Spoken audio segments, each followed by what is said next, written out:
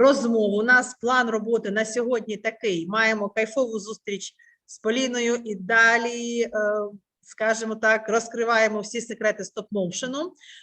По-друге, у нас сьогодні зустріч з англомовним волонтером, який розкриє таємниці архітектури своєї країни. Ну і далі вже будете допилювати, дошліфовувати свій кайфовий проєкт, щоб завтра його презентувати за можливості на таборовій команді. Як вам план? Норм? До роботи? Все. Так. Зараз ми перевіряємо для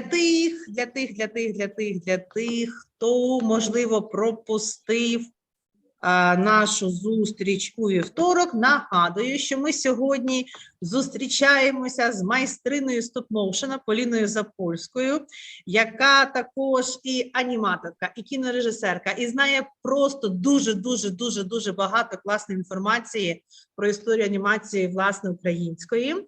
І сьогоднішній фокус зустрічі – це ваша майстерність у тому, щоб створити свій стоп-моушен ролик про архітектуру. Поліночко, чи ви вже з нами? Так, на зв'язку. Супер, раді вас знову бачити. Як ваші справи, як ваш день сьогодні? Непогано. Я буду вдячна, якщо напишуть учасники, хто був у вівторок, хто пропустив, щоб ми знали, скільки людей може згадати попередню. Ага. Багато людей. Угу. Можливо, якщо ви не були, то дивилися запис на Ютубі, також рахується, друзі. А який там у Івана прапор майорить у нас на дошці. Ваня, класний, Кемпівський. Класика. Так, ну що ж, всі були, багато було. Тоді ми продовжимо з того місця, де ми закінчили. Я трошечки ще розкажу про програму, з якою ми будемо працювати зараз. Видно екран? Так, все чудово. Так, будь ласка, діставайте свої телефони, смартфони, бо сьогодні ми будемо працювати з програмою, додатком безкоштовним для Android і для Apple, який називається Стоп-моушн Studio. Хто ще не встановив, встановлюйте, у вас якраз є на цей час. Бажано, щоб у вас якесь місце було на телефоні, бо стоп-моушн – це багато фотографій. Я вам просто нагадаю, як він виглядає, які ми дивилися вчора анімації. Зараз покажу. Оце зліва, це стоп-моушн. Ляльковий, буває різний. От. Окей, тоді поїхали до додатку. Цей додаток виглядає отак. Коли ви встановите його, я зараз ще поясню, як він працює. Напишіть, хто ще встановлює, хто встановив, щоб вам по черзі можна було би це розказати. Він працює дуже просто. У нас є камера, камера – це наш телефон, і вона знімає фотографії, звичайні фотографії. Цей додаток, він допомагає дивитися ці фотографії по черзі потім, перевіряти, чи спрацювала анімація. І цей додаток допомагає кількома ще функціями того, як ви контролюєте те, що у вас відбувається в кадрі. Тому що раніше люди знімали взагалі на плівку, і без всяких, максимум, що вони могли, у них навіть монітора не було. Тільки в якийсь момент в 90-х з'явилися екранчики, на які люди могли скотч наліпити, щоб бачити, наскільки зображення змістилося. І то, треба було тримати все в голові. У нас зараз цифрові фотографії допомагають нам набагато легше маніпулювати ними, дивитися, що ми зняли. Так, зараз я чекну, хто з вас встановлюється чи не встановлюється. Вже є версія, ого, клас. Про версія, вона крута теж, але насправді не є прямо дуже-дуже велика відмінність між платною і безплатною версією. В мене теж є про, але реально вам достатньо зараз буде, так, встановлюється, встановила, окей. А зараз ще трошечки розкажу загально і почнемо предметно говорити про те, як працювати в програмі. Трошечки вперед. Це трошки про інтерфейс. Як працює, в принципі, рух в анімації? Я вже згадувала. одне зображення, от, наприклад, м'ячик, одне зображення малюється, чи, наприклад, в нашому випадку ставиться в простір, так, який ми знімаємо. Тоді фотографується. Тоді трошечки пересувається або змінюється. Наприклад, цей м'ячик тут видовжений, тут круглий, тут плаский. От воно пересувається або змінюється і фотографується ще раз. Потім ще трошки пересувається або змінюється, фотографується ще раз і так далі. Покажу приклад. Сподіваюся, воно працює. Не працює? Зараз, якщо вам не видно зараз анімацію, спробую відкрити її отут. Зараз, секунду.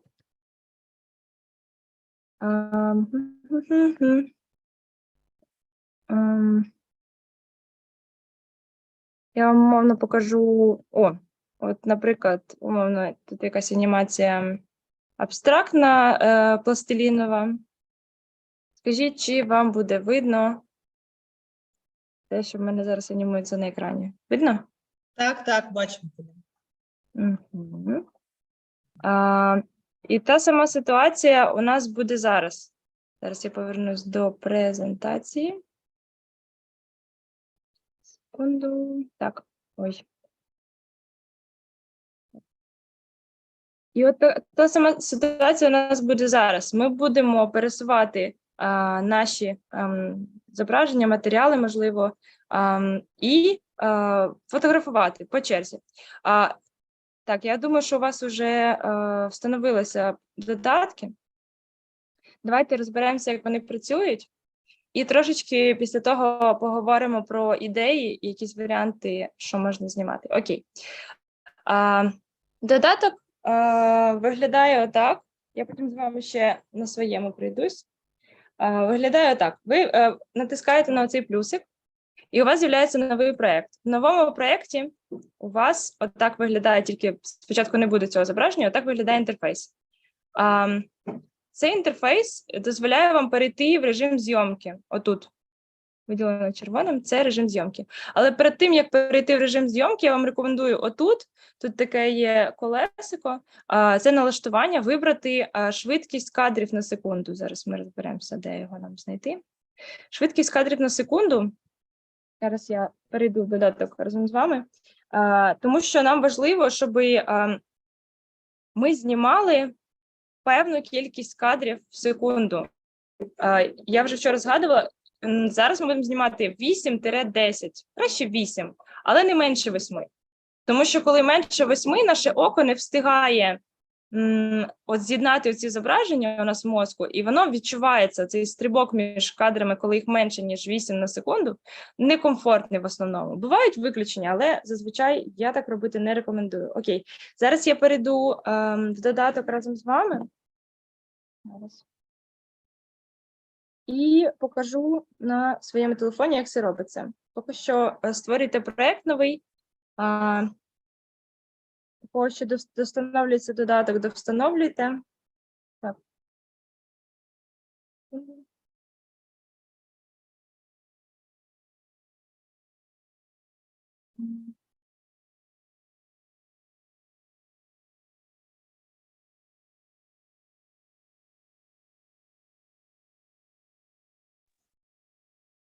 Так, бачу підняту руку, можливо, у Христинки є запитання. Христин, прошу.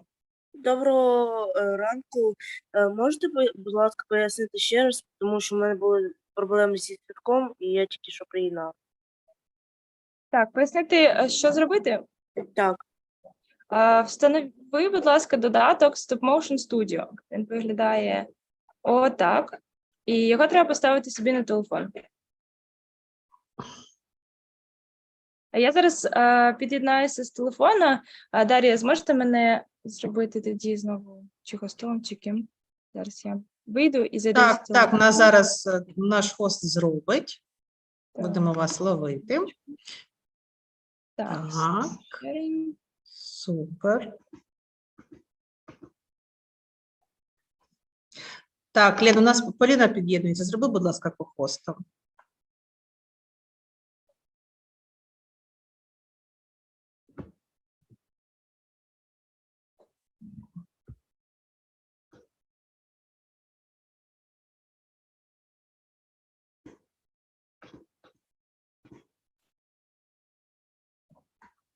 Так, зараз дивимося.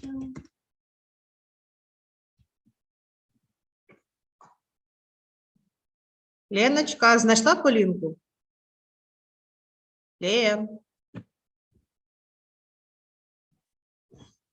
Зараз 2 секунди, якісь у нас технічні нюанси. Кажу, друзі, а ви, будь ласка, поставте плюсик в чатику, якщо ви зараз більше на вихідному пробували трохи експериментувати з додатком. Так, зараз я вас спробую розмітити і буду зв'язуватися з хостом. Так, так. Так, це ви розм'ючені зараз. Так, і тепер мені треба дозвіл поширити екран, я покажу, як це працює в моєму додатку. Давайте я спробую зараз дати загальний доступ і пишу хосту, щоб ми не затримувались. Так. О, є. Чудово. Значить, зараз я поширю. Так, воно не дозволяє мені ширити екран. Не дозволяє шерити? Зараз перевіряю налаштування. А чому? Я дала дозвіл зараз. Ви вже кохост, Полін? Дивно, бо мені потрібно поширити екран, і я не бачу, як це зробити. Секунду. Нічого, все. Зараз. Якраз Аня щось хоче запитати. Так, у вас зараз майже вийшло. Так, Анют, будь ласка, розм'ючуйся. Так, у мене є запитання. Коли вже створили проєкт, як можна зберегти його до своєї галереї? Зараз розкажу, але секунду, у мене чомусь немає опції поширити екран, бо я вам хочу якраз показати, як це зробити. У мене зазвичай вона є на телефоні.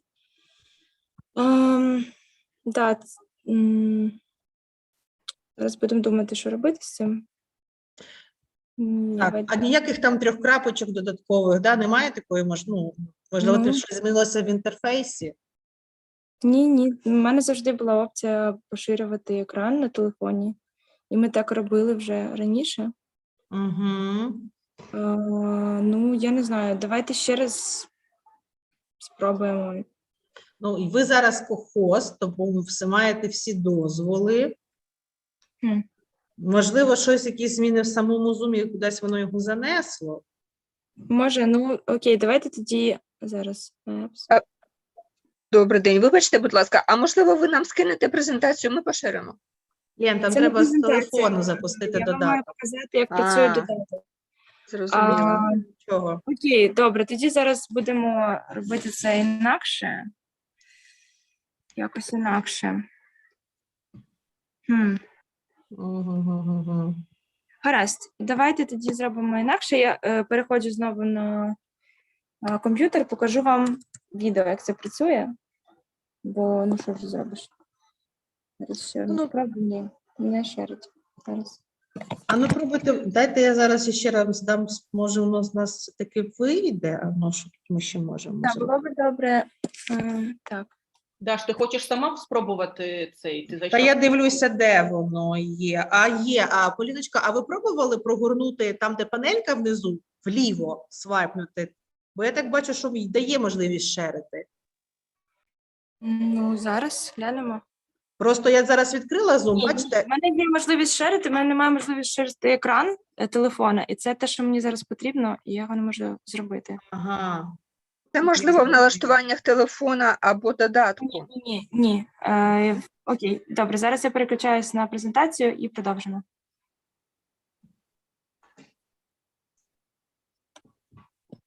Нічого, технології підступні, але ми з вами гнучкіші за технології, я думаю. Так. Окей, продовжимо зараз через презентацію.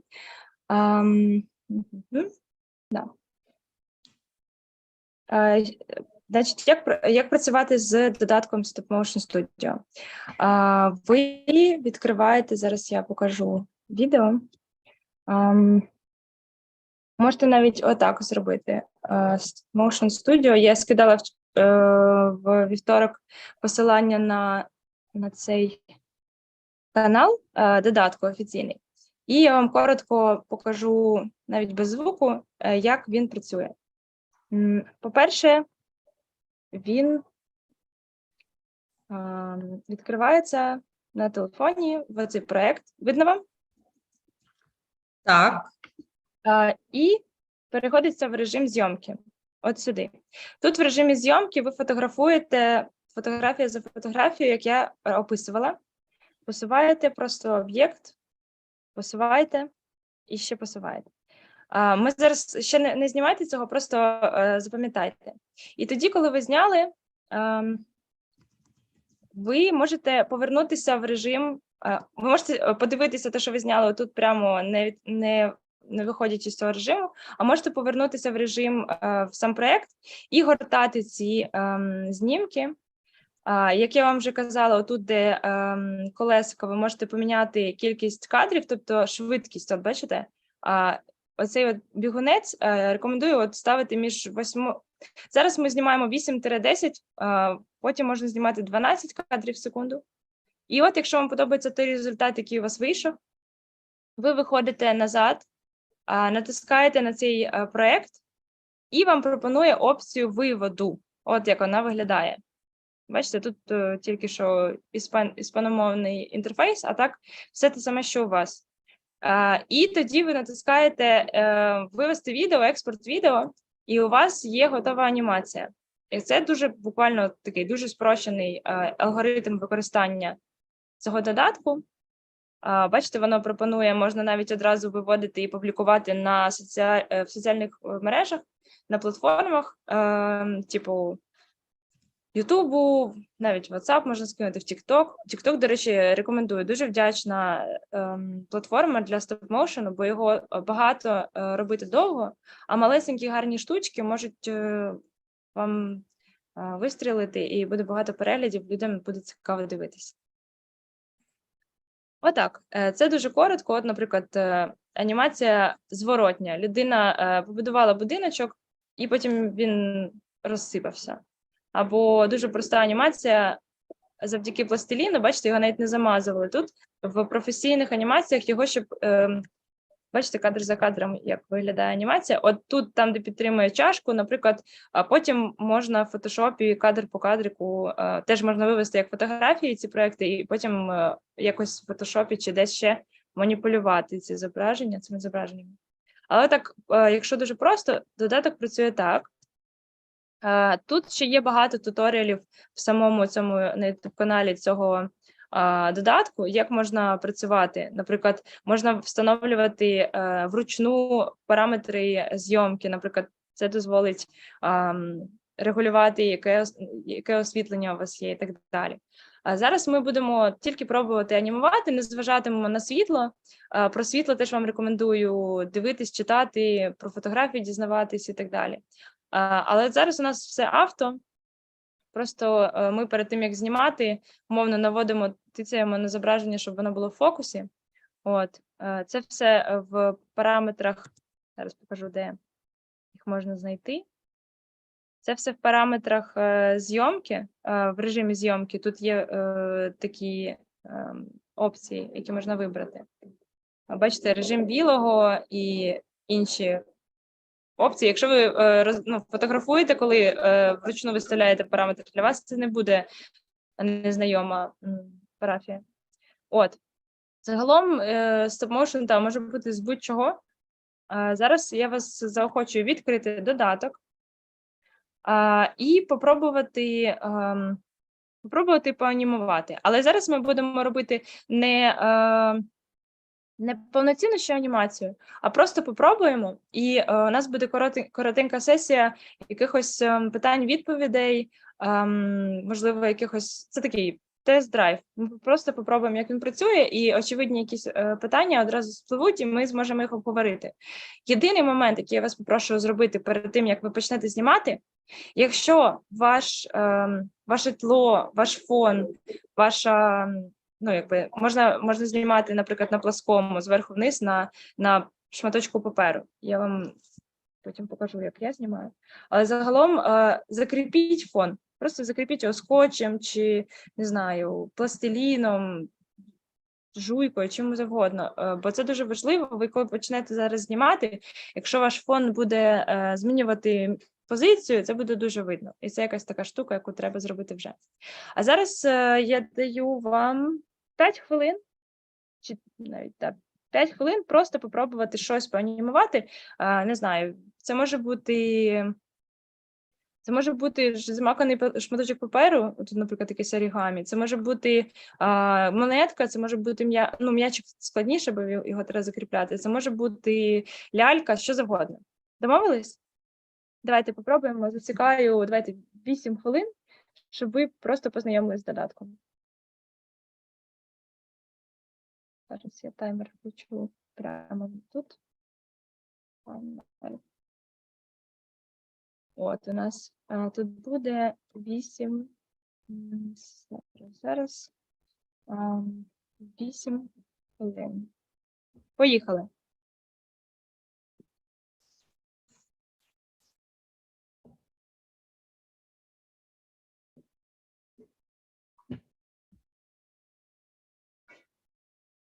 Ну, я так розумію, пані Поліно, що найбільший виклик нашого тижня в тому, що ми говоримо про будівлю, яка не рухається, і її не можна перенести, тому трошки в чаті маємо діалог щодо того. Поки що можете анімувати не про будівлю напряму, просто попробуйте, як анімується. Тоді про будівлю ми ще обговоримо трошки ваші ідеї якраз в цей момент.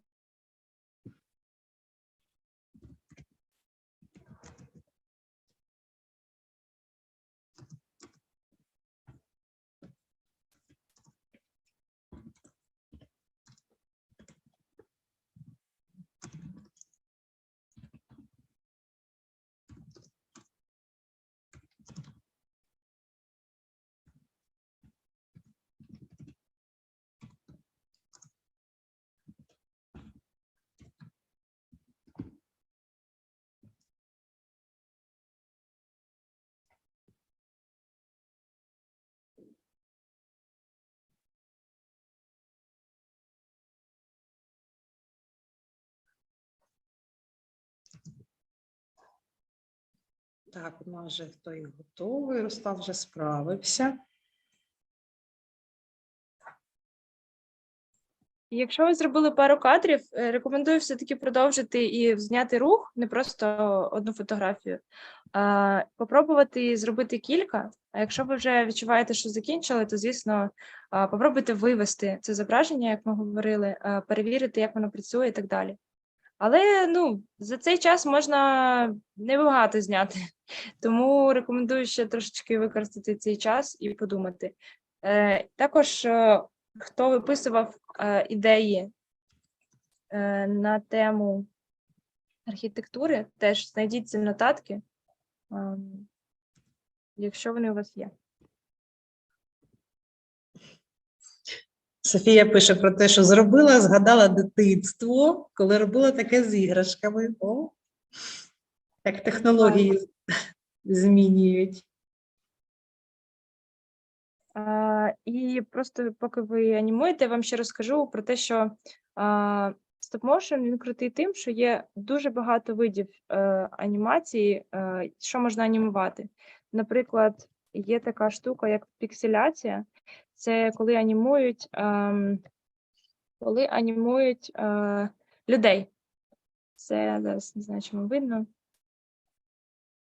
Це коли анімують людей, не обов'язково на плоскому фоні, вони можуть стояти, вони можуть ходити, але зазвичай це така весела доволі штука, коли наче відео, але люди порушують закони фізики, або в якійсь, наприклад, дивіться, наче летить. Вони якби граються з законами фізики. От, наприклад, люди зробили з хлопця скейтборд. Нормально. І так само, наприклад, навколо архітектури теж можна реальної навіть архітектури щось знімати. Є анімація, яка називається... є об'єктна анімація, я вам про неї розказувала, я її дуже люблю. Є анімація, яка називається перекладка. Це пласка анімація, і її дуже легко робити в домашніх умовах, тому що потрібен просто шматочок паперу, в ідеалі ще трошечки кілька шарів скла, і можна І можна її робити. Зараз я спробую показати, як вона виглядає. Ви поки знімайте. У нас ще Софійка тримає руку. Давайте, може, запитаємо, можливо, щось термінове. Софій, прошу, розмічуйся. Так, я хотіла сказати, що після ось цього уроку у вівторок я дуже захопилася цим стоп-моушеном, і я знайшла тему, яка мені дуже сподобалась, тобто з сірниками зробити, то я зробила там на 26 секунд щось такого, то мені дуже сподобалося. Дякую, Клас! що ви як заохотили. Скидай, якщо вийде, покажи, бо дуже круто. І А куди скинути? не знаю, може в чаті можна. В чаті? А можна в чат? Я не знаю просто як. Це можна в файл прикріпити. А якщо ні, то скидай якось через організаторів, бо дуже цікаво подивитися. От бачите, тут теж пласка анімація паперова, але вона теж про архітектуру, щось крутиться, млина ці штучки. І теж, або, наприклад, пташечка летить. Щось дуже просте, але дуже гарне. Це хтось вдома робив, бачите, тут світло. От бачите, фон, коли смикається, ця людина, напевно, в руках акуратно намагалась тримати камеру, але руки ненадійний штатив, я вам так скажу. І, вроді гарно, але реально, я не знаю, як це треба було намучитись. Отакі штуки. Окей, зараз подивимося, скільки у нас часу лишилось, ще 2 хвилинки. Добре, я поки ще розказую, з чого може бути анімація. Вона може бути, насправді, ваш ліміт – це тільки ваша уява, але, з пластиліну може бути анімація, ми вже дивилися, до речі.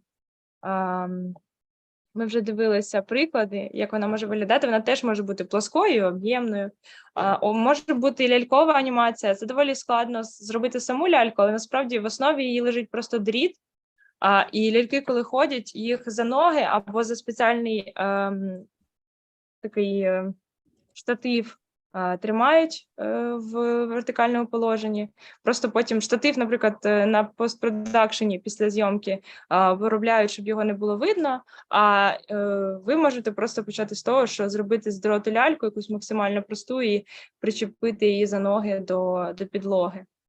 Якось так. Різні є анімації, от пластилінова, напівпласка. Бачите, тут може і не помітно, але насправді це такий, воно лежить на якихось шарах дуже простих. Так, я бачу, рука піднята. Тимофій. Питайте. Так. Прошу, Тимофію. Як можна у себе вдома якось зробити штатив, щоб держати персонажа? Штатив, щоб тримати персонажа? Зараз. Що я рекомендую? І я вам там в кінці нашого заняття дам корисні посилання, де взагалі вчитись цьому. В основному це англомовні ресурси, але можна почитати. Я сподіваюся, що вам буде зрозуміло, але навіть без знання мови там більш-менш інтуїтивно по відео все ясно. Зараз покажу, як виглядає, коли за ноги причіпляють ляльку.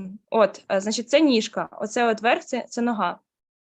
Внизу в цю ногу закручується такий шурупчик. Це треба батьків попросити. Отак, отут видно. Лялька з арматури. Я зараз це скину в чат зображення. Лялька з арматури, з дроту скрученого. Зверху там пластилін чи якась там губка кухонна чи не кухонна. А внизу в ноги вкручується отак от знизу. Все, у нас закінчився час. Зараз. Кидаю зображення. Окей. Так. Треба зберегти, напевно. Я просто лінк на зображення даю. Отак. Так, гаразд. А зараз ми розберемось, які у вас питання виникли від використання додатку. Поліно, вже маємо перше в чаті, наприклад, дуже цікавляться, чи можна в програмі накласти звук. Чи треба Можна. щось... Зараз я покажу, як. Вертаємося до нашого відео. Так, вертаємося до відео Стоп-моушн студіо. Так. Якраз цей додаток показав, вони зняли такі відео, як це накладати. Зараз ми знайдемо. Так. Sound. Зі звуком. Скажіть, чи вам чути? Треба, мабуть, поділитися звуком, Поліни, ще раз, бо дуже віддалено звук іде. Я сподіваюся, тут учасникам буде англійською зрозуміло. Угу. Ну, давайте пробувати. Зараз буде краще чути, друзі. Sound and music are 50% of the entertainment in a movie. Basically, the sound is as important as the visual. To add some sound effects or a dialogue to your movie, you can or record it directly with the microphone button on the bottom left, or insert an already existing file. When you record your voice or a specific sound, make sure to be in a quiet place, without background noises. Speak close to the microphone and record one sound at a time. Save them as different files and don't forget to name them so you don't mix them up later. Make a right click on a frame and select audio. Now a music library appears, in which you can choose between various sound effects and songs. If you prefer to add your personal sound effect, you can click on open and select a file from your computer. To edit the audio file, make again a right click on the frame and choose audio. Here you have the options to cut the audio file or make a smooth fade out. You can also decide the volume and speed of your sound or add a funny filter. Play around until you found the perfect soundtrack for your movie. Окей, так що тут можна натискати на цей мікрофончик, записувати звук, можна вибирати якийсь звук з телефона, можна записувати. Ми, наприклад, колись на воркшопах з людьми, які пробували робити анімацію, домовлялися, що вони записували цілим таким хором голосів, домовлялися хто за кого, за які звуки відповідає, і групою разом записували одразу саундтрек повний всяких ефектів, там бум, клас, чік, хлоп і так далі. Так, дякую, Полін, класно. Маємо ще Ілля тримає руку, просто у нас залишається 7 хвилин до того, щоб ми змінили сесію. Хочеться все встигнути. Ілюш, розмичуйся. Так, дивіться, в мене є питання. Можу я зараз показати свою анімацію, яку я створив щойно? Було б класно, як нам це зробити? Просто Я зараз дайте дам доступ можливість, до... я вже надала. Сподіваюся, я про це не пожалкую. Ні. Добре, Не Ілля, пожалкуєте. вірю. Так. Зараз шукаю скрін.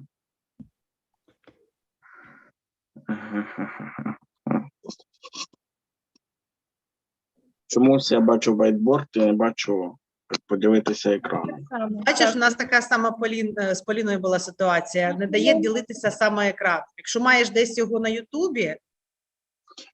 Ні, в мене саме в програмі. Я можу скинути до чату, спробувати. Так, а розкажи, в чому питання? Чи ти просто хочеш поділитися? Ні, просто хочу поділитися. Ага. Ну, було б класно. Ти можеш вивести його як файл? Там зверху, коли ти виходиш з проєкту, є кнопочка експорту. Вивести як відео і скинути просто як файл.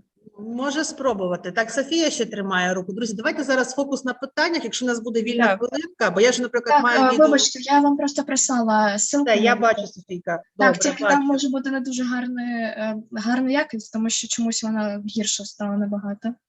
Ну, таке буває. А, Поліна, було дуже багато... Перепрошую. Так. Що було б дуже добре? Було дуже багато запитань, власне, щодо того, як же працювати з архітектурою. Ми їм трохи накидали ідей, що не обов'язково прям будівля, а може бути варіант. Але, можливо, у вас якась є порада. Ви в понеділок дуже класно говорили про інші об'єкти, які там можуть рухатися. Так, я просто хочу, якщо якісь... Ми зараз робили цю вправу для того, щоб, познайомитись з додатком. Ви зараз попробували, і класно, що у вас є натхнення ділитись, і це дуже цінно, і ми подивимося.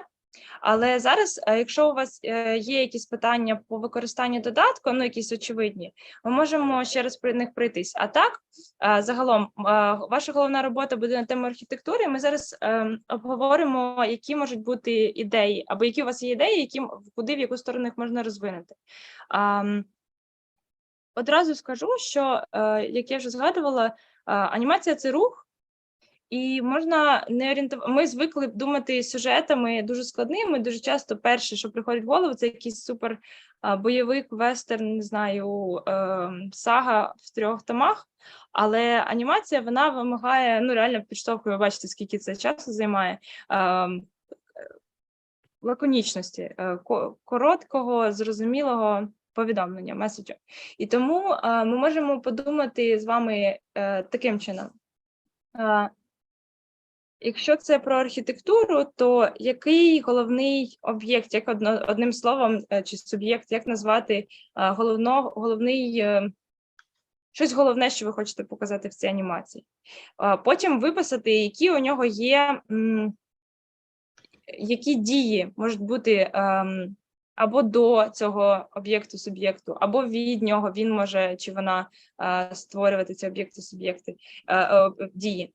І от оці дії ви можете виписати собі як цілий список варіантів, що може відбуватися, або про що може бути ця дія, так?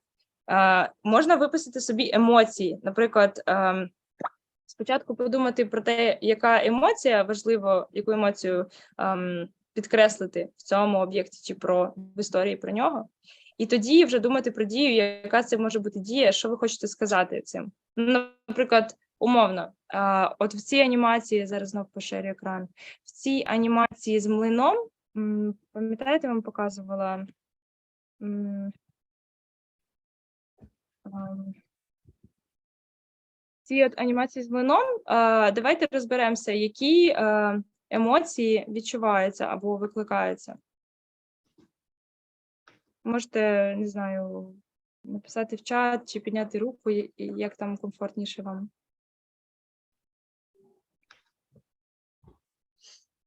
Ну, я так просто, я бачу, що складно нам мікрофон відкривати. Просто умовно продовжу асоціативний ряд. Тут якась радість, якась грайливість, якийсь такий відчуття доволі приємні і якісь веселі. Чому так? Бо от якби цей млин, не знаю, крутився дуже-дуже повільно, чи якби він крутився ривками, було б відчуття набагато більше тривожності. Окрім того, що візуально тут яскраві кольори, оце якесь таке спокійне крутіння, тут ще якийсь м'ячик закочується, відчуття від цього посилюється. Або, наприклад, там, не знаю, отут. Зараз. Ага, тут не працює анімація. Коротше, анімація потрібна, коли є що сказати, додати до зображення. Якщо воно і так добре, як фотографія, то, значить, можна придумати щось більш виразне для руху. Отак. Давайте, я бачу, є питання. Так, Софія тримає руку. Давайте запитаємо Софійку, що вона може сказати. Соня, прошу. Питання щодо моєї ідеї анімації. Так. У мене там передбачається рух камери. І от рух камери також треба робити в стоп-моушн, чи рух камери просто можна її... О, класне питання, дякую. Є 2 варіанти. З одного боку, якщо в тебе, не знаю, наприклад, iPhone, і там суперкласна камера, ти можеш виставити рух пізніше, наприклад, в монтажній програмі, якщо ти вмієш нею користуватися, якісь найпростіші, просто наблизити і посувати зображення. А можеш, якщо в тебе більш-менш нормальний штатив чи щось, на чому ти тримаєш телефон, то ти можеш рухати, намітити собі на тій поверхні, на якій телефон чи штатив стоїть, якусь лінію, більш-менш рівномірно, і попробувати посувати. От зняла кадр, чуть-чуть посунула, телефон зняла, посунула. Це такий мануальний спосіб слайдера, і я тобі його рекомендую, якщо твій телефон, умовно, не закріплений на чомусь, що неможливо посунути. Отак от. І ще хто питав про штатив, я ще можу запропонувати такий варіант.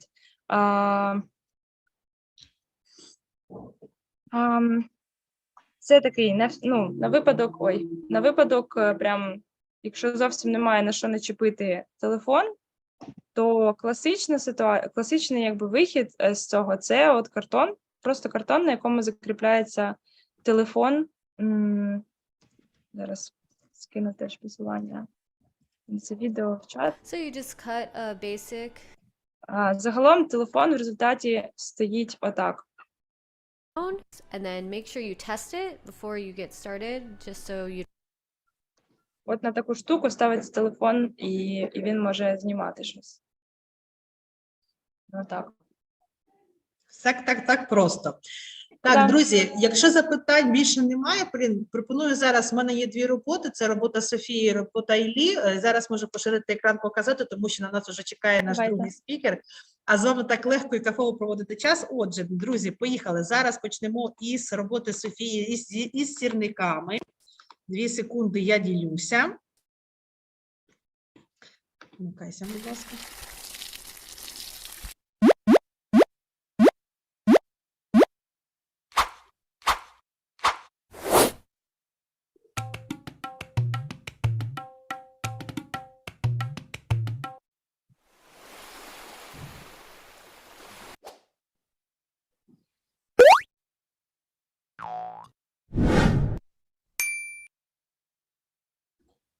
Так.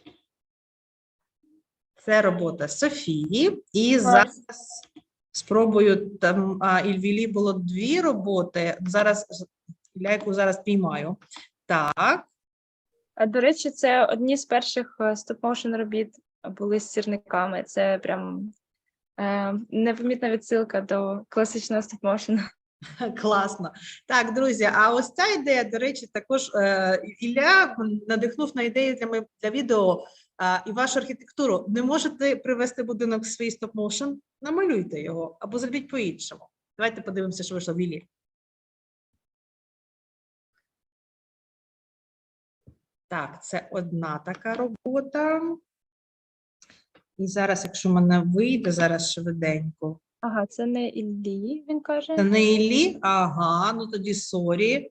Перепрошую, це Черкаси, Ілля, сорі, зараз. Бачите, я тут вже і авторство успіла порушити, тому що час просто летить. До речі, там є інструменти того, як перевернути зображення. Ви можете перед тим, як виводити. Ілля, я сподіваюся, що це вже була твоя.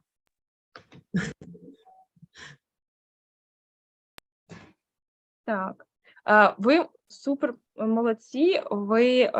Я точно бачу, що розібралися, як фотографувати в додатку, як виводити відео, як оцей от рух пробувати пом'якшити. Рекомендую ще, хтось з вас вже робив оцю склейку, що спочатку об'єкт далеко, потім він крупно, це теж подосліджувати. Може бути не обов'язково тільки один кадр. Ви ж бачите, в кіно часто буває таке, що то об'єкт далеко, то він близько, то різні кадри, різної крупності, різні ракурси. Тому пробуйте. Головне, не забудьте, що рух має бути про щось, в ідеалі про якусь емоцію чи про якусь інформацію, яку ви хочете донести. Наприклад, я не знаю, які саме об'єкти архітектури ви досліджуєте, але я скидала серед корисних посилань, чи ні, вчора в чат, відео про міст. Там міст, рухливий міст. І це, тут зрозуміло, що куди рухається, це інформація, як працює цей міст. І от цю інформацію або з емоцією ми можемо вже працювати в анімації. Буду дуже вдячна, якщо ви поширите свої роботи. Ще останній момент, я зібрала ще трошечки посилань, я їх зараз теж скину в чат. Екран. Потім ви зможете з ними ознайомитись. І успіху вам! Супер, Поліна, шалено вам вдячні. Дивіться, 2 дні, які ми провели разом, це всього близько 3 годин, але вже надихнули наших майбутніх стоп-моушн аніматорів не відкривати нові вершини. Дуже вам дякуємо, що залишаєтесь з нами, з Go Global. Сподіваємося, що побачимося. Вам усього найкращого. Самірочко, бачу підняту руку, давай запитання, бо нас вже чекає пан Пітер і трошечки час флай. Я просто создала маленьку анімацію Піксара, там, де лампа пригає, чуть-чуть скопіювала, принаймні попиталась, хотіла показати, чи часу немає. Самір, я дуже перепрошую, просто ми вже на 5 хвилин затягнули сесію, і це трохи Можеш неповага до скинути в чат, я подивлюсь. Супер. Так, я підтверджую, подивимось. Привіт, Дашуля, привіт, друзі. Полінко, я дуже шкодую, що я пропустила цю сесію, але я її обов'язково перегляну в запису. Були причини. Рада всіх вітати. Дашуль, hello. Hello, Галюся, happy to see you. Happy to see you too. Друзі, ну зараз ми будемо свідчити на англійську мову, адже за розкладом у нас зустріч з Пітером, тому залишаємося ті, хто хоче поглибити свої знання і пізнати архітектуру Британії. So, let's start, and we have Peter Jenkins from the UK, who will share everything about the architecture of the UK, or at least the things which he will manage to do in this period of time. Yes, Peter. Hello, Peter. Hi, good morning. Morning.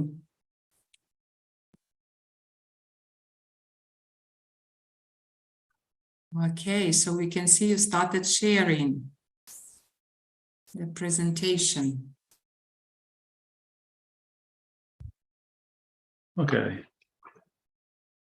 here we go. Okay, I'm going to talk about the architecture of the UK, give a bit of a brief history. So I studied history at university, so I'm quite aware of the history of the UK and how it compares, or how it relates to the architecture. I've not focused on London, so might be disappointed, some people. I've focused on other parts of England and the UK just to give a bit of perspective. Okay, many people focus on London and see London as the most important part, but I'm going to show you that there are other places, other pieces of architecture that are very impressive outside of London. Okay, let's start with, let's go back in history. At one point, about 2,000 years ago, the UK as it is now was mainly ruled by Romans.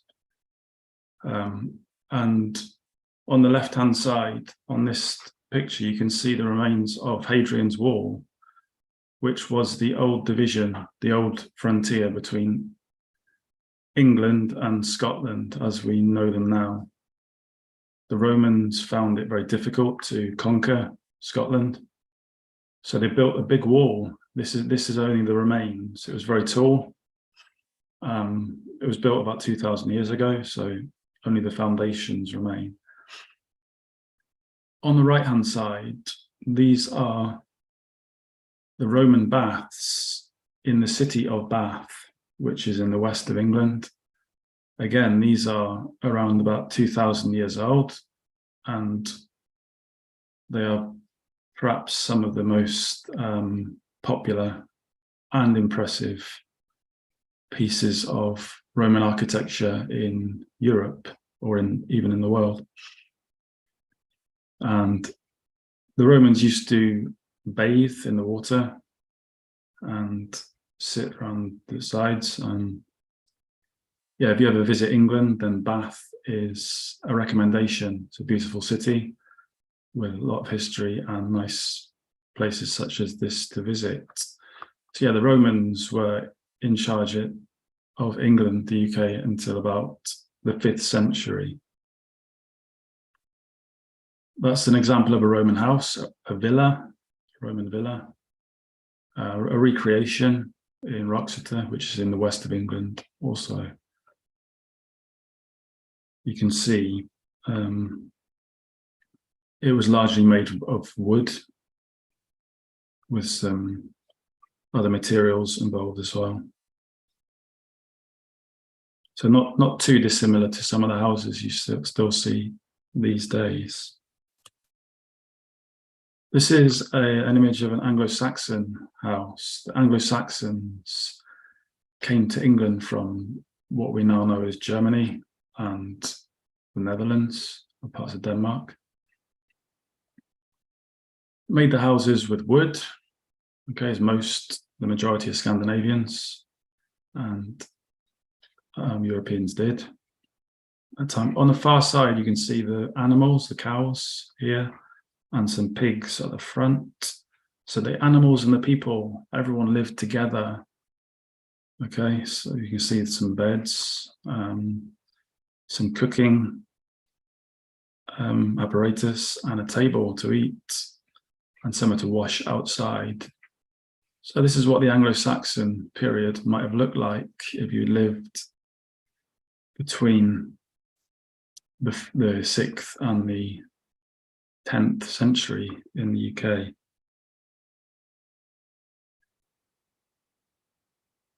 This is one of the oldest wooden churches in existence in the world. This is in Essex in the southeast of England. Greenstead Church, some of it has been refurbished in recent centuries, but it still stands as one of the remaining Anglo-Saxon churches. You can see it's got an interesting design. Okay, this part on the left may well have been a Norman extension.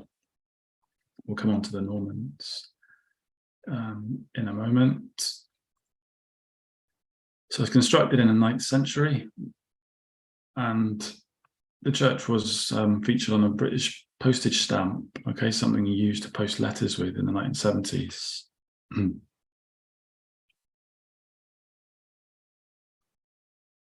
These are some of the only remains of another Anglo-Saxon church. This church made from stone, okay, they developed, they progressed slightly as they went forward. This is in Reculver on the coast of Kent, again in the southeast of England. The south of England was the Anglo-Saxon stronghold. It's where they had most of their communities. Okay, these are the particular design. Okay, there's the flat roof, the two columns, the two towers, sorry. This is a classic Anglo-Saxon style. Large church.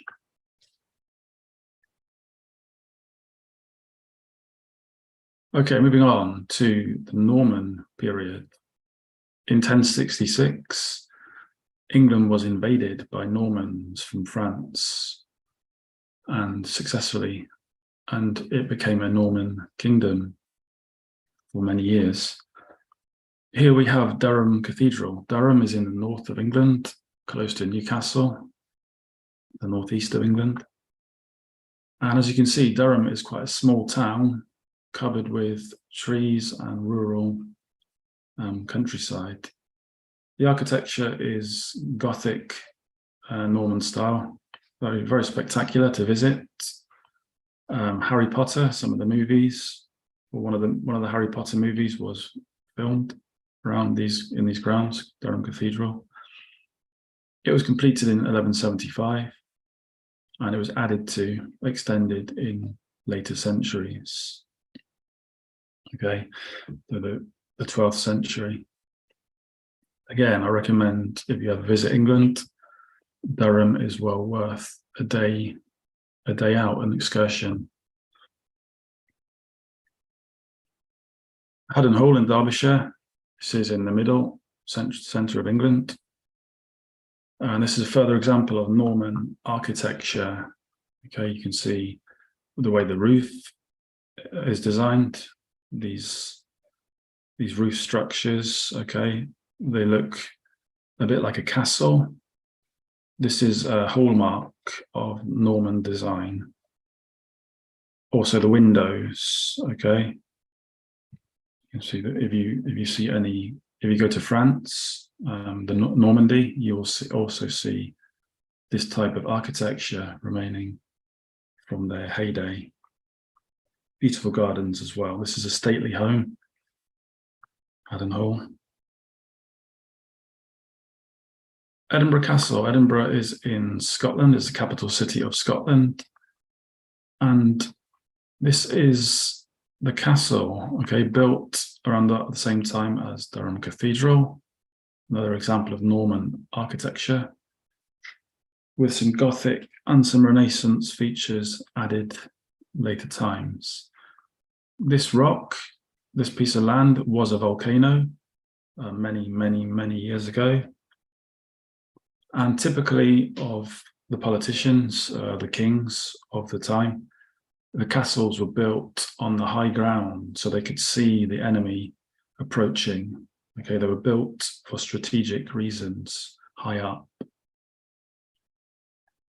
Okay, so it's this, as I say, a typical feature of medieval times. If you go to any European, or most European countries, the castles, the medieval castles are often built on high grounds.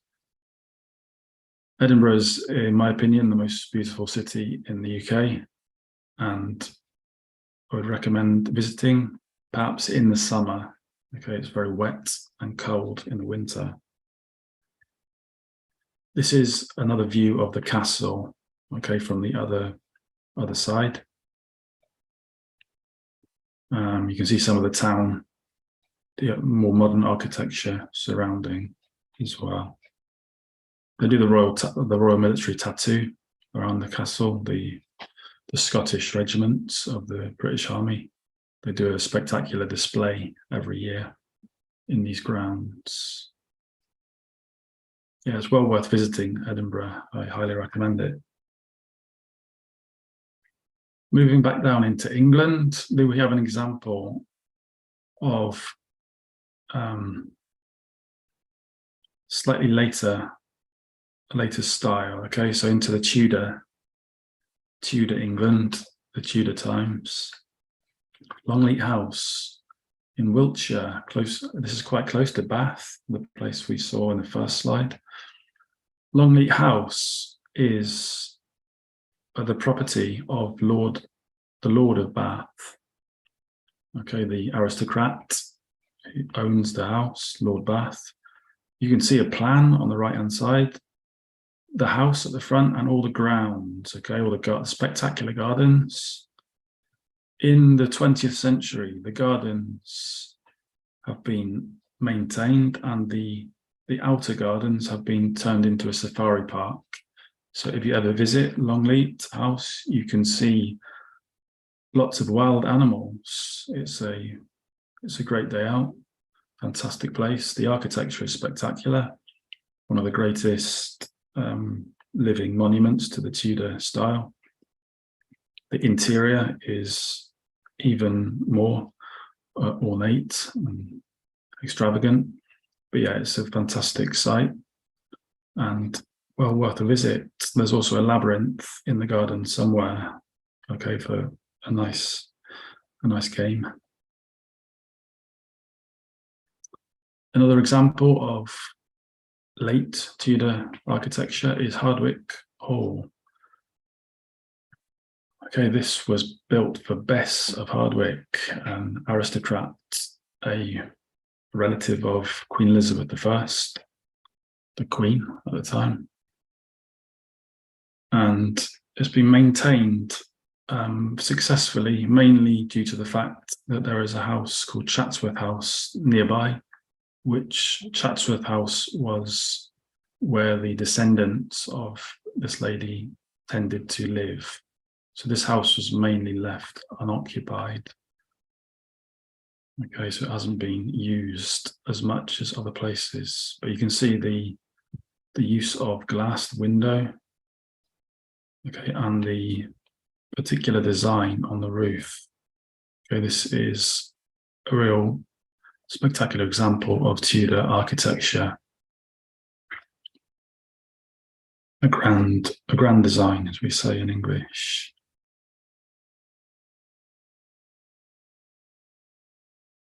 Okay, moving on to a person now, an architect, Sir Christopher Wren.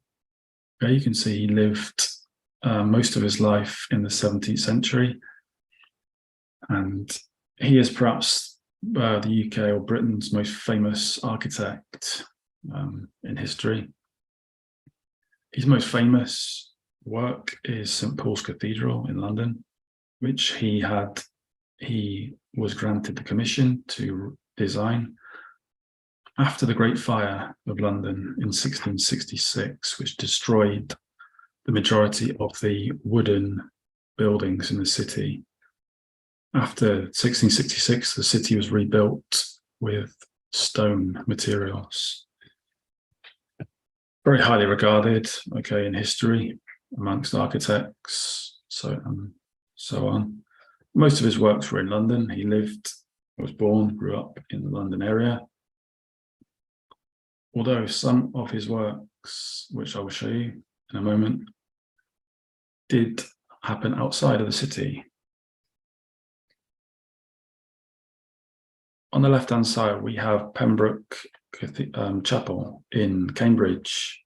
Okay, it's part of the University of Cambridge. In the centre, Sheldonian Theatre in Oxford. Okay, likewise, it is part of Oxford University. It's right in the centre of the city. We have lots of speakers and events here. It's opposite the Bodleian Library, which is the world famous library at Oxford.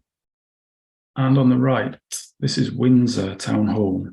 Okay, the administrative centre of Windsor. Windsor is near to London, it's to the west of London, and it is where the royal family of the UK live. Okay, King Charles, as he's just been crowned, lives in Windsor Castle. Okay, and this is Windsor Town Hall.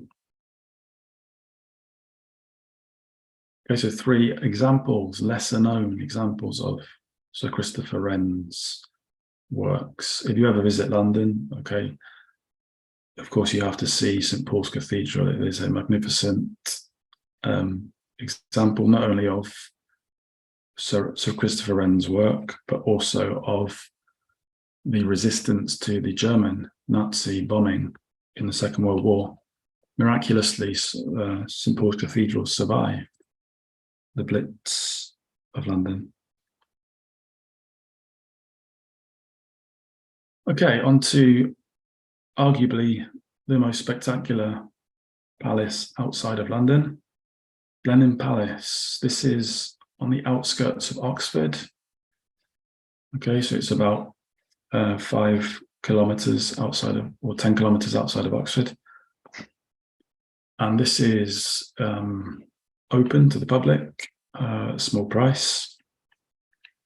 And it was built in the 17th century, designed by John Bamberg, famous architect of that time. And you can see in the second right-hand side photo, it's surrounded by spectacular grounds. Blenheim Palace was built for the Duke of Marlborough, a famous military person in British history. And it is also the birthplace of Winston Churchill, one of the most famous political leaders in modern world history, certainly in British history. Winston Churchill was born in this place, Blenheim Palace. Again, it's well worth a visit on a day out, an excursion, if you ever get the chance. Okay, moving on to the Georgian period of England. The Georgian period is named after the Hanoverian monarchs, okay, the kings who came from Hanover, Germany, to take over the English crown, English throne. This is the Royal Brighton Pavilion. Okay, if you didn't know that, if I didn't say it was England, Brighton, then perhaps you would guess it's in India or somewhere in Asia. Okay, it certainly takes its inspiration from Oriental themes, Oriental architecture, certainly at the top. Also, further down, some Chinese influence, and also inside, it's very, very extravagant, very elegant, exotically designed. Brighton is on the south coast of England, about 1 hour on the train from London, very popular with Londoners for a weekend trip. It's very, very interesting design. very adventurous, ambitious. You can see this would have taken a long time to build, to construct. And it was designed by John Nash, okay, a very famous architect of the time, at the behest of the Prince of Wales, okay, who would become the Prince Regent, the future King George IV, who was well known for his Oriental and exotic tastes. He became the king in the early years of the 19th century, okay, slightly before Queen Victoria. So in some ways, this kind of design foreshadowed the British Empire, which would grow shortly after this building was constructed. The British Empire would start to grow, would start to be developed by Queen Victoria in the 19th century, okay, when England would take control of what we now know as India and Pakistan, Bangladesh, parts of China, Sri Lanka, Thailand, so forth. Okay, another interesting design, not quite as exotic as the previous one. This is Strawberry Hill. This is in the west, on the west side of Greater London. Designed by an architect called James Essex for a politician, Horace Walpole, famous politician of the time. And this is a Gothic revival design. Okay, the points here, these are symbolic of Gothic architecture. Also the windows, okay, this style of window with the point at the top, these are classic Gothic designs. Okay, Gothic relating to the Middle Ages a long time ago. Very popular at this time, Gothic literature, things like Dracula, most famously, were popular at this time in this era as well. So Strawberry Hill, another interesting design from the early modern times. Moving on to the Crystal Palace. This was built for the Great Exhibition of London, which was held in the middle part of the 19th century. The Great Exhibition was to showcase all of the contemporary designs which were happening during the Industrial Revolution. This is the design on the right-hand side in scale. And you can see here a picture, a postcard of the completed Crystal Palace, perhaps the most spectacular building ever created in the UK. Okay, this is in the south of London, so perhaps I was a bit put this in. I couldn't resist to put this in. This is one of the most important pieces of architecture in modern history. And unfortunately, it was destroyed by a fire some years later. So sadly, it no longer stands. But its memory and its design certainly influenced, played a big influence on the architecture of the 20th century. The Crystal Palace, built on the commission of Queen Victoria by Joseph Paxton. He's the architect.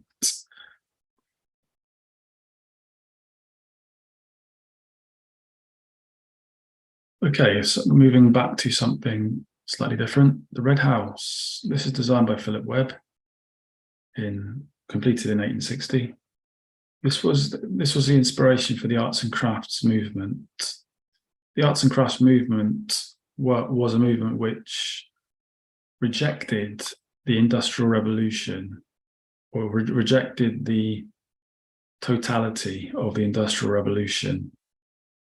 Okay, they wanted to embrace previous crafts, handcrafts, arts and re-establish them as an important part of British culture. This was built for William Morris, who is the most famous figure of the arts and crafts movement. William Morris made his money actually from the same part of England that I'm from. His father was an industrialist, ironically, a mine owner. William Morris saw it as his duty to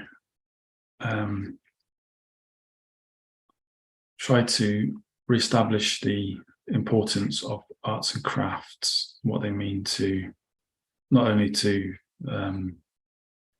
British life and cultural history, but also to in the architectural sense as well. If you see arts and crafts style houses in England, they're very distinctive and very interesting, very different to the standard collectively built houses you see in these days. These houses were hand built and would have had a lot of effort in the design and the construction. Okay, into the 20th century. This is the Delaware Pavilion in Sussex, England. This is an example of Art Deco. Okay, Art Deco was a style very popular in Britain, France, and the USA in the early part of the early to middle part of the 20th century. Here you can see the pavilion stretching in the background. This is a bit of a juxtaposition, if you know what that is. You can see the original seafront and the original pavilion here at the front. And this is the new Delaware Pavilion, the Art Deco pavilion behind. Okay, together they create quite an interesting seaside resort. Although in the end, not particularly popular with everyone in the UK. This is a modern picture of the central column with lots of glass. Okay, this was inspired in part by Bauhaus, the Weimar German aesthetics movement, which tended to favor the use of natural light for buildings rather than electrical light, which I have to say, I'm a huge fan of the Bauhaus and the Art Deco styles. Here's another view. Okay, but sorry, it's not color, but this is authentic. So this is from the 1920s, 1930s. So you can see the new pavilion at the back, and you can see the old pavilion at the front. Also, coincidentally, you can see some examples of Georgian architecture.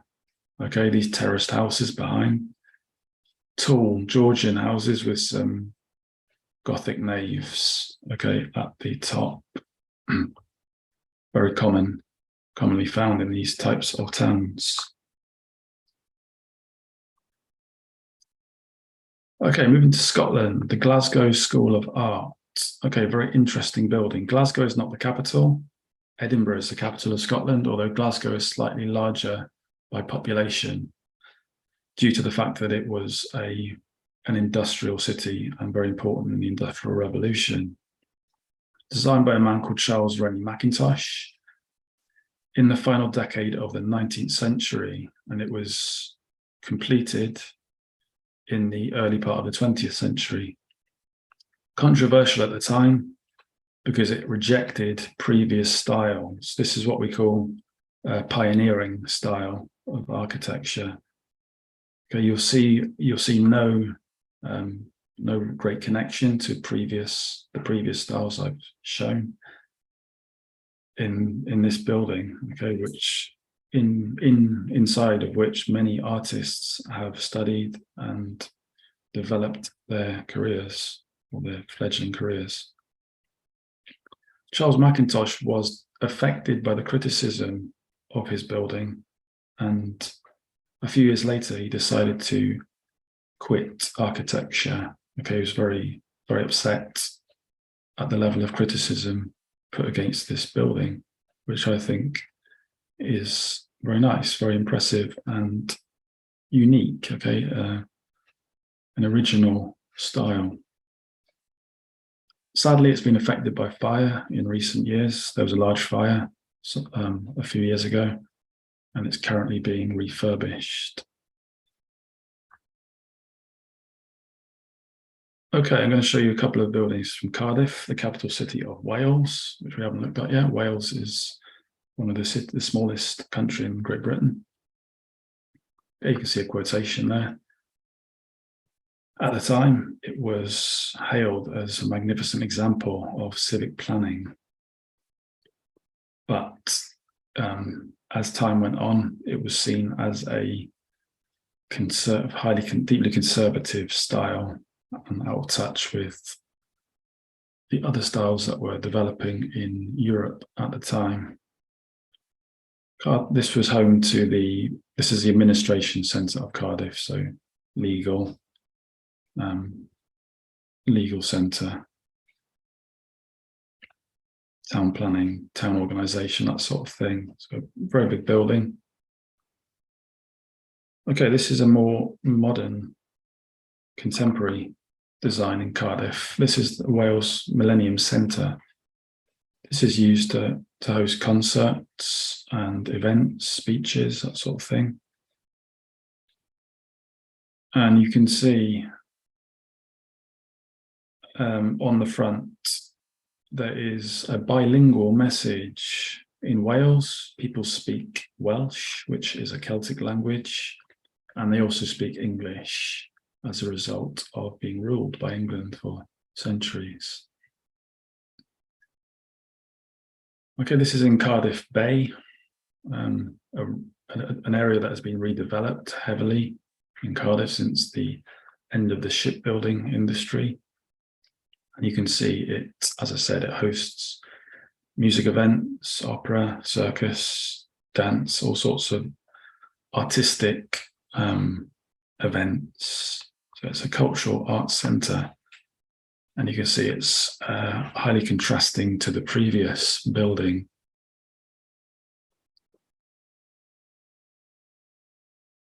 Okay, not to leave out Belfast, Northern Ireland.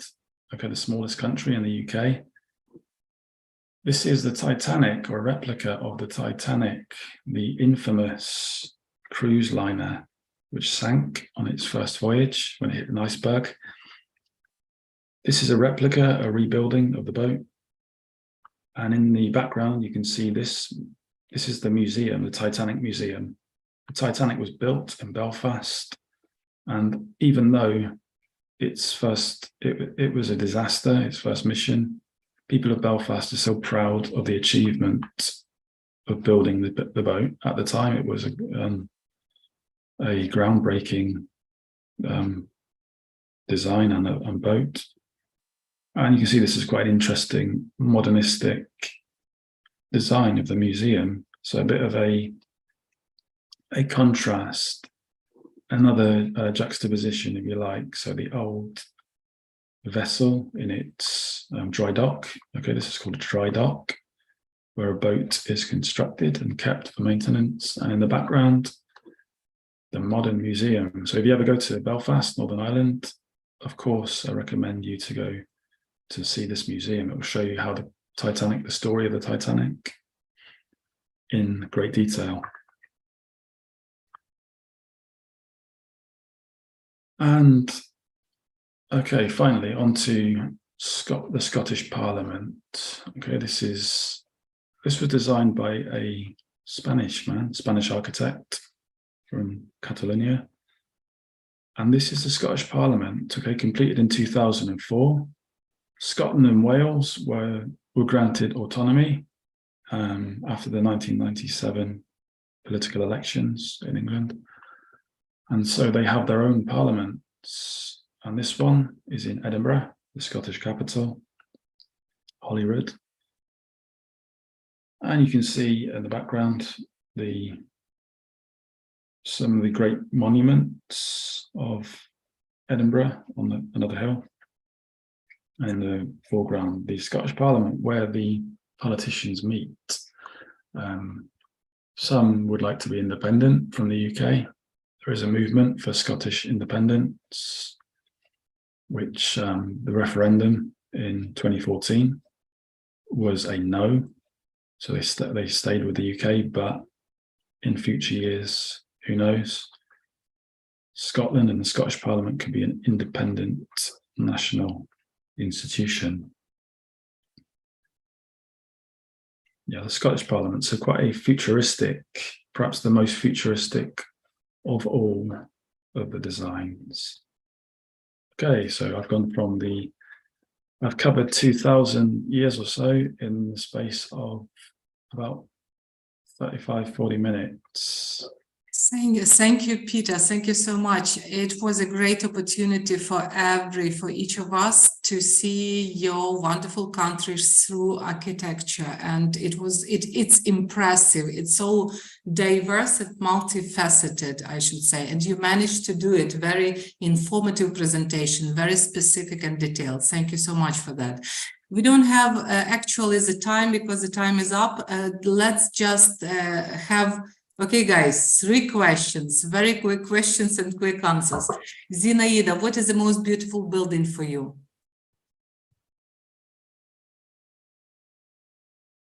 Peter, the most beautiful building you are thinking? The most beautiful. I think the Royal Pavilion in Brighton. So the Oriental, the exotic building for me. Okay, thank you. Софія Молодецька. Sonia, okay, you can unmute. You're welcome. Yeah, thanks for your work. Which building in England would you like to see with your own eyes? Of the ones I've not seen, I think the ones I put on there today, probably Hardwick Hall.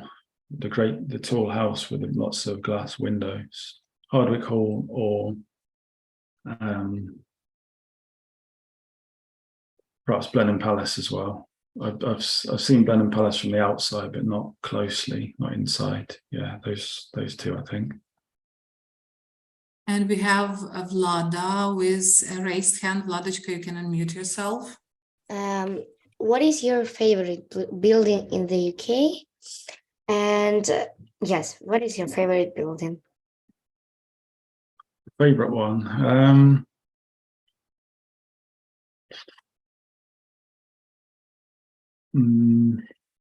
I think the pavilion that I showed you, Delaware Pavilion, the one that was on the seaside, the Art Deco building. I think that is. And we have Daria. Daria, it's the 4th question already, but let's consider it the last one. So Dashula, you can unmute. Just click again. Dash. Okay. Dash, you click and here and there, you know, to and fro. Дашулечка, ще раз спробуй, сонце, тому що в тебе є дозвіл розмютитись. Просто ти замютилася знову. Даш?